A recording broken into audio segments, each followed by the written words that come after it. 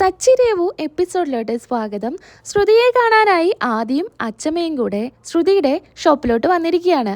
അങ്ങനെ ശ്രുതിയുടെ അമ്മയുടെ അടുത്ത് പറയുന്നുണ്ട്, എൻ്റെ കല്യാണത്തിന് അമ്മ വരരുത്.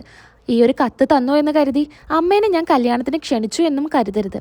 എന്നാൽ അമ്മ കരഞ്ഞുകൊണ്ട് പറയുന്നുണ്ട്, മോളെ ഞാനൊന്ന് വരട്ടെ, ഞാനും ആദ്യം കൂടെ വന്ന് നിൻ്റെ കല്യാണം ഒന്ന് കാണട്ടെ എന്ന് പറയാണ്. അപ്പോൾ ശ്രുതി പറയുന്നുണ്ട്, ഞാൻ പറഞ്ഞില്ലേ നിങ്ങളെ കണ്ടു കഴിഞ്ഞാൽ എനിക്ക് പറ്റില്ല, എന്തിനാ വെറുതെ നിങ്ങൾ വരുന്നത്, പിന്നെ ആദ്യയുടെ മുഖത്ത് നോക്കിയിട്ട് ഞാൻ എങ്ങനെ താലി കെട്ടാനാ എന്ന് ശ്രുതി പറയാണ്. നിന്നെ കല്യാണ വേഷത്തിൽ എനിക്കൊന്ന് കാണണം മോളെ എന്ന് പറയാണ്. അപ്പോൾ ശ്രുതി പറയുന്നുണ്ട്, ഒരു തവണ നിങ്ങൾ കണ്ടതല്ലേ എന്നെ കല്യാണ വേഷത്തിൽ, അത് മതിയല്ലോ എന്ന് പറയുന്നുണ്ട്. മോളെ നിനക്ക് നടന്ന കാര്യങ്ങളും സത്യങ്ങളൊക്കെ സുധിയുടെ അടുത്തും അവരെ അച്ഛൻ്റെ അമ്മയുടെ അടുത്തൊക്കെ പറഞ്ഞൂടെ, എന്തിനാ ഇങ്ങനെ കള്ളം പറയുന്നത്, അതൊരിക്കൽ അവർ അറിഞ്ഞിട്ടുണ്ടാവുമ്പോഴുള്ള അവസ്ഥ നീ ഒന്ന് ആലോചിച്ചിട്ടുണ്ടോ എന്ന് അമ്മ ചോദിക്കുകയാണ്. അപ്പോൾ പറയുന്നുണ്ട്, എന്തായാലും അറിയും, ഇപ്പോൾ അത് അങ്ങനെ തന്നെ നിൽക്കട്ടെ, ഇനി എനിക്ക് ഈ ഒരു ജീവിതം വേണ്ടേ എന്നൊക്കെ പറയാണ്. ഇനി നീ ആദ്യം എന്താ ചെയ്യാൻ പോകുന്നേ എന്ന് അമ്മ ചോദിക്കുകയാണ്. അപ്പോൾ പറയുന്നുണ്ട്, ആദ്യം ഞാൻ കാണാൻ വരും, പിന്നെ സുധിയോട് ഞാൻ എല്ലാ കാര്യങ്ങളും പറഞ്ഞ് ഞാൻ അമ്മയുടെ അടുത്തേക്ക് വരണ്ടേ എന്ന് പറയുന്നുണ്ട്. അപ്പോൾ അമ്മ പറയുന്നുണ്ട്, എനിക്ക് സുധിയെ ഒന്ന് കാണണമെന്നുണ്ടായിരുന്നു എന്ന് പറയാണ്. അത് പിന്നെ ഞാൻ അമ്മയുടെ അടുത്ത് പറഞ്ഞില്ലേ, ഞാൻ എല്ലാ കാര്യങ്ങളും സുധിയോട് പറയുന്ന സമയത്ത് അമ്മയെ കാണാൻ ഞാൻ വരും പറയണ്ട, മോളുടെ കല്യാണത്തിന് അമ്മ വരില്ല, ദൂരെയാണെങ്കിലും അമ്മയുടെ എല്ലാ അനുഗ്രഹങ്ങളും മോൾക്ക് ഉണ്ടായിരിക്കുമെന്ന് പറയാണ്. ഇത് കേട്ട് സങ്കടപ്പെടുമ്പോൾ കൂടെയുള്ള ആ കുട്ടി പറയുന്നുണ്ട്, അമ്മ വിഷമിക്കേണ്ട, ഞാൻ ലൈവായിട്ട് ഇവളുടെ കല്യാണം അമ്മയ്ക്ക് കാണിച്ചു തരേണ്ടതെന്ന് പറയണം. അങ്ങനെ ശ്രുതി പറയുന്നുണ്ട്, സുധി ഇപ്പോൾ വരും, സുധി വരുന്നതിന് മുൻപേ അമ്മ ആദീനെ കൂട്ടി ഇവിടുന്ന് പൊക്കോ എന്ന് പറയണം. അങ്ങനെ ശ്രുതി ആദീനെ വിളിക്കുന്നുണ്ട്. ആദി മോനെ ഇങ്ങ് വാ എന്ന് പറഞ്ഞാൽ ആദീനെ നന്നായിട്ട് പഠിക്കണം കേട്ടോ എന്ന് പറയാണ്. അപ്പോൾ ആദി പറയുന്നുണ്ട്, ആൻറ്റി എന്നെ ഒന്ന് ബീച്ചിലോട്ട് കൊണ്ടുപോകുമോ എന്ന് ചോദിക്കുകയാണ്. മോനെ ഇപ്പം സമയമില്ല, ഇനി വരുമ്പോൾ ആൻറ്റി മോനെ ഒരുപാട് കളിപ്പാട്ടങ്ങളായിട്ടാണ് കേട്ടോ വരിക, പിന്നെ നല്ല പോലെ പഠിക്കണം. അപ്പോൾ ആൻറ്റി ഞാൻ ആൻറ്റിയുടെ ഇവിടെയുള്ള വീട്ടിൽ നിന്നോട്ടെ, ഞാൻ ഇവിടുന്ന് സ്കൂളിൽ പോവാ എന്ന് പറയുന്നുണ്ട്. അത് പിന്നെ മോൻ്റെ സ്കൂളൊക്കെ അവിടെയല്ലേ, അടുത്ത വർഷം എന്തായാലും മോനെ ഇവിടെ പഠിപ്പിക്കാം എന്ന് മോനെ അമ്മയുടെ കൂടെ പൊക്കോ എന്ന് പറയുന്നുണ്ട്. ഇതെല്ലാം കേട്ട് സങ്കടപ്പെട്ട് നിൽക്കുന്ന അമ്മയെയും കാണിക്കുന്നുണ്ട് കേട്ടോ. അതിനുശേഷം പിന്നീട് അമ്മ പറയുന്നുണ്ട്, ഞാൻ ഈ കത്ത് എടുത്തോട്ടെ മോളെ എന്ന് ചോദിക്കുന്നുണ്ട്. ആ അമ്മ എടുത്തോ എന്ന് പറയുന്നുണ്ട്. എന്നിട്ട് അമ്മയുടെ ബാഗ് കയ്യിൽ കൊടുക്കുന്നുണ്ട്. അങ്ങനെ ഇതേ സമയം അങ്ങോട്ടേക്ക് ശ്രുതി കയറി വരികയാണ്, ഫോൺ ചെയ്തിങ്ങനെ വരുന്നുണ്ട്.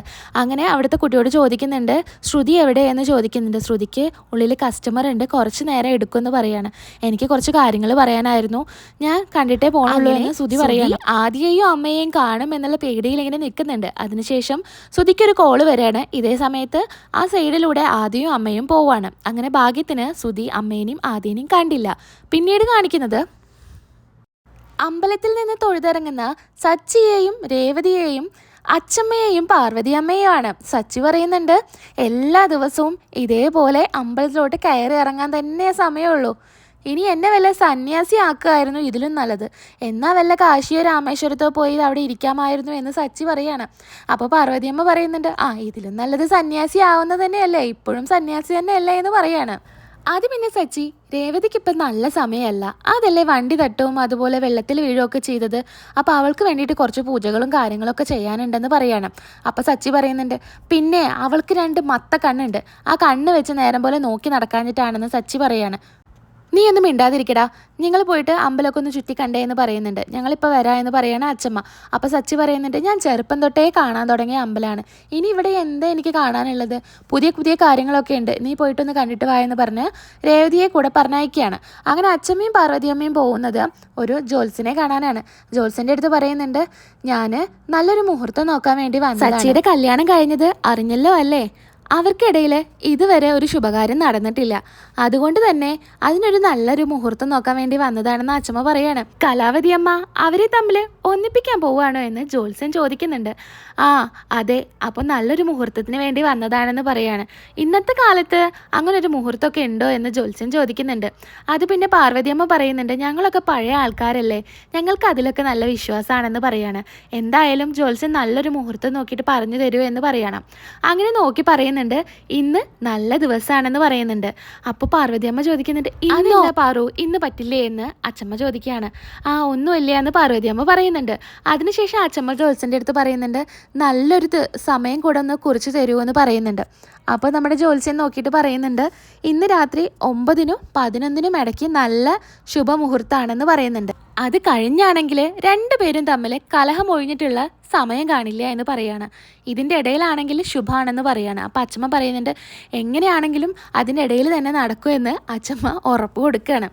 അങ്ങനെ ജ്യോത്സ്യൻ കാര്യങ്ങളൊക്കെ പറഞ്ഞ് അച്ചമ്മയും അതുപോലെ പാർവതി അമ്മയും കൂടെ നമ്മുടെ സച്ചിയുടെയും രേവതിയുടെയും അടുത്തോട്ട് ചെല്ലുകയാണ്. അവരാണെങ്കിൽ അവിടെ ഭയങ്കര സംസാരത്തിലാണ്. രേവതി പറയുന്നുണ്ട് ഞാൻ ദൈവത്തിനോട് പ്രാർത്ഥിക്കായിരുന്നു ഇന്നലെ എന്നെ രക്ഷിച്ച കാര്യമൊക്കെ എന്ന് പറയാണ്. അപ്പോൾ സച്ചി പറയുന്നുണ്ട് അത് പിന്നെ ദൈവമാണല്ലോ നിന്നെ ഇറങ്ങി വന്നതെന്ന് എടുത്തത്, ഞാനല്ലേ നിന്നെ രക്ഷിച്ചത്, എന്നോടല്ലേ നന്ദി പറയണ്ടേ എന്ന് ചോദിക്കുകയാണ്. അങ്ങനെ അച്ചമ്മയും പാർവതി അമ്മയും സച്ചിയുടെ അടുത്തോട്ട് വരികയാണ്, രേവതിയുടെ അടുത്തോട്ടും. അങ്ങനെ സച്ചി ചോദിക്കുന്നുണ്ട് നിങ്ങൾ എവിടെയായിരുന്നു എന്ന് ചോദിക്കുന്നുണ്ട്. അപ്പോൾ നമ്മുടെ അച്ചമ്മ പറയുന്നുണ്ട് ഇത്രയും നാൾ നീ സ്വയമായിട്ട് മനസ്സിലാക്കുന്ന ഞാൻ കരുതിയത്, ഇനി ഞാൻ നിന്നോട് തന്നെ കാര്യങ്ങൾ പറയാം. നിങ്ങൾ ഇതുവരെ ഒരു ഭാര്യ ഭർത്തൃ ബന്ധം തുടങ്ങിയിട്ടില്ല, അച്ചമ്മയ്ക്ക് അറിയാം. അതുകൊണ്ട് തന്നെ അതിന് നല്ലൊരു മുഹൂർത്തം ഞാൻ കുറിച്ചെടുത്തിട്ടുണ്ട്. ഇന്നാണ് നിങ്ങളുടെ ശാന്തി മുഹൂർത്തം, 9-നും 11-നും ഇടയ്ക്കാണെന്ന് പറയാണ്. അച്ചമ്മ എന്തൊക്കെയാണ് ഈ പറയുന്നത്? എൻ്റെ ഇഷ്ടത്തിൻ്റെ പേരിലല്ലല്ലോ കല്യാണം കഴിച്ചത്, നിങ്ങളുടെയൊക്കെ അച്ഛൻ്റെ ഇഷ്ടത്തിൻ്റെ പേരിലാണ് ഞാൻ ഈ കല്യാണം കഴിച്ചത് എന്ന് പറയുന്നുണ്ട്. അപ്പോൾ രേവതി പറയുന്നുണ്ട് ഇങ്ങനെ പറയരുതെന്ന് ഞാൻ ഒരുപാട് വട്ടം പറഞ്ഞിട്ടുണ്ട് എന്ന് പറയാണ് രേവതി. അങ്ങനെ അച്ചമ്മ പറയുന്നുണ്ട് ഇതിന് നീ സമ്മതിച്ചേ പറ്റുമോ എന്ന് പറയുന്നുണ്ട്. നീ പിന്നെ എന്തിനാ കല്യാണം കഴിച്ചത് എന്ന് അച്ചമ്മ ചോദിക്കുന്നുണ്ട്. അപ്പോൾ പാർവതി അമ്മയും പറയുന്നുണ്ട് നിങ്ങൾ തമ്മിൽ ഭാര്യ ഭർത്തൃ ബന്ധം ഇല്ലാത്ത കാരണമാണ് രേവതി കുഞ്ഞിന് ഇതുപോലുള്ള അപകടങ്ങളൊക്കെ സംഭവിക്കുന്നത് എന്ന് പറയാണ്. അപ്പോൾ സച്ചി ചോദിക്കുന്നുണ്ട് പിന്നെ അതും ഇതും തമ്മിൽ എന്താ ബന്ധം എന്ന് ചോദിക്കുന്നുണ്ട്. അങ്ങനെ നമ്മുടെ സച്ചി അവിടെ നിന്ന് പറയുന്നുണ്ട് ഇനി എന്നെ ഇതിനൊന്നും കിട്ടില്ല, ഞാൻ പോവുകയാണെന്ന് പറഞ്ഞിട്ട് സച്ചി അവിടെ നിന്ന് പോവുകയാണ്. അപ്പോൾ അച്ചമ്മ ബാക്കിൽ നിന്ന് വിളിച്ച് പറയുന്നുണ്ട് നീ പോയിക്കോ, അച്ചമ്മയുടെ വാക്കിന് ഒരു വിലയും തരാതെ നീ പൊക്കോ, ഇനി അച്ചമ്മേനെ അങ്ങ് മറന്നേക്കേ എന്ന് അച്ചമ്മ പറയാണ്. ഇത് കേട്ട് സച്ചി വരുന്നുണ്ട് എന്തൊക്കെയാ അച്ചമ്മ ഈ പറയുന്നത് എന്ന് പറയും. നിന്നെ കൊണ്ട് ഈ വിവാഹം കഴിപ്പിച്ചത് ഈ കുഞ്ഞിനൊരു നല്ല ജീവിതം കിട്ടാൻ വേണ്ടിയിട്ടാണ് നിന്റെ അച്ഛൻ, അതിന് ഞാനും കൂടെ കൂട്ടുനിന്നു, നീ കാരണം ഈ കുട്ടിയുടെ ജീവിതം വരെ നശിക്കുകയല്ലേ എന്നൊക്കെ പറഞ്ഞ് സച്ചിയെ കുറ്റപ്പെടുത്തുകയാണ്. ഈ കൊച്ചിൻ്റെ ശാപം എന്നെയും നിന്റെ അച്ഛൻ്റെയും തലയിലുണ്ടാവും എന്നൊക്കെ പറയാണ്. ഇത് കേട്ട് നമ്മുടെ സച്ചി പറയുന്നുണ്ട് അച്ചമ്മ എന്താ പറയുന്നത്, ഞാൻ ഇന്നേ വരെ അച്ചമ്മേനെ അനുസരിക്കാതെ ഇരുന്നിട്ടുണ്ടോ, പിന്നെ അത് മാത്രമല്ല ഞാൻ ഇത്ര മോശക്കാരനാണോ എന്ന് സച്ചി ചോദിക്കുകയാണ്.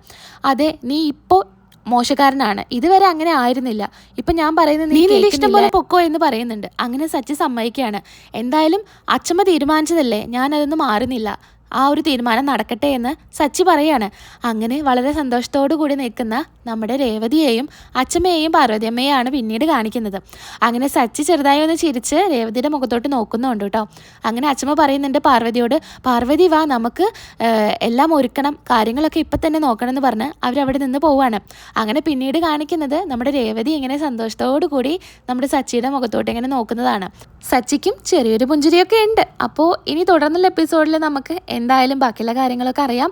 അതുവരേക്കും എൻ്റെ എല്ലാ കൂട്ടുകാർക്കും ടാറ്റാ ബൈ, സീ യു.